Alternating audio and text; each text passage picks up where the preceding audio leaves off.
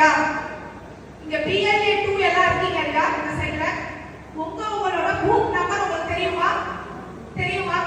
அப்போ உங்க பூத் நம்பரை நீங்க இணையதளத்துல போட்டீங்கனாலே மாநிலத்துல தமிழ்நாடு, டிஸ்ட்ரிக்ட்ல கடலூர், தொகுதியில குறிச்சிப்பாடி, இதை நீங்க போட்டு உங்களோட பூத் என்ன டைப் பண்ணீங்கன்னா உங்களுக்கு அசைன் பண்ணப்பட்ட அந்த PLO பூத் லெவல் ஆபீசரோட பெயர், அவங்களோட கான்டாக்ட் நம்பர், போன் நம்பர் வந்துடும்.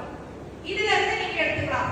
அப்படி இல்லைன்னா உங்க பூத்துக்கு உட்பட்ட ஒரு குடும்பத்திற்கு 2 ஃபார்ம் கொடுப்பாங்க இல்லையா? அந்த ஃபார்ம்லயே வந்து அவங்களோட பெயரும் அவங்களோட கான்டாக்ட் நம்பர், PLOவோட பெயரும் அவங்களோட கான்டாக்ட் நம்பரும் அந்த ஃபார்ம்லயே இருக்குனால அதை நீங்க பார்த்து தெரிஞ்சுக்கலாம். இப்போ இவங்களை நீங்க ஏன் தொடர்பு கொள்ளணும் PLO அப்படின்னு நீங்க யோசிக்க